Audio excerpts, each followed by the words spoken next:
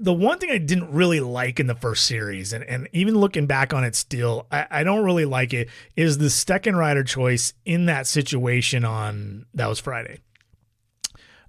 Sure, Graveman warmed up Thursday and he was ready in that game. And if that's the excuse for not wanting to use him Friday because it's early in the year, fine. But then you asked him to go 2 innings on Saturday. And he wasn't going to go 2 innings on Thursday because, well, not necessarily, because it was an extra inning situation. So maybe he only ends up going 1 inning. So you weren't necessarily planning for him to go 2 innings on Thursday, yet he went 2 innings on. So I don't know. I find that kind of hard to buy. But even if that is the excuse, why Steckenrider in a tie game? And why stick with him? Maybe this is the bigger question. Why stick with him for 6 batters when he couldn't throw strikes? He walked the first batter, struck out the next 2. After that second one, after the second strikeout, you could have taken him out. Remember, it's a 3-batter minimum rule. But I understand at that point thinking, all right, he's just going to get himself out of this. He walked the guy, big deal. He strikes out the next 2. Cool, this is still a pretty good out. And then he walks another. For me, that would have been it. They were going to Middleton, Keenan Middleton, for an inning anyway. Let him go an extra batter. And funny enough, what happened? That's exactly what he ended up doing, because Steckenrider allowed a double to Solano, a single to Longoria, and was then pulled for Middleton, who got the final out of the inning and went the entire next inning. It would have been exactly the same. Now, I suspect this is just mostly early season stuff. They just wanted to give Steckenrider a chance to get out of it. They want to give him a chance to get some work in.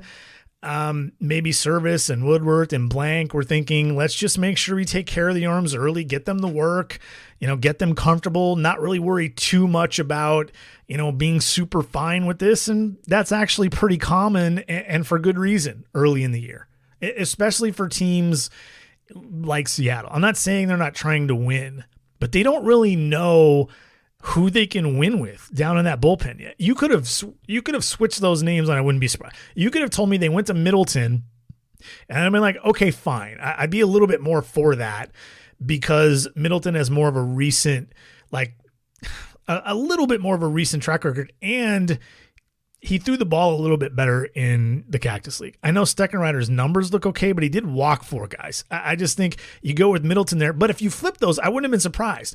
Oh, Middleton walked a guy, struck out 2, and then walked another one. I would have pulled him then too and brought in somebody else.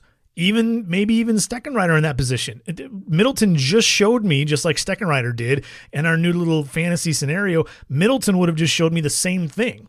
Walk, 2 strikeouts, walk. I got 2 guys on base here. The game is on the line. This is a tie game. I can't blow this here. It's the last 3 innings of the game. I don't buy that my offense is just going to be a juggernaut, is always going to be able to bring us back. I don't buy that at all. The Mariners don't buy that either. So I don't know. I'm not sitting here thinking, it's week 1, it's 3 games. Oh my God, they're bad at this bullpen. I'm not thinking that at this point. That was just the one thing that I just didn't love. I don't have any problem with really anything else they did in terms of starters or bullpen, leaving starter in too long, taking them out too soon.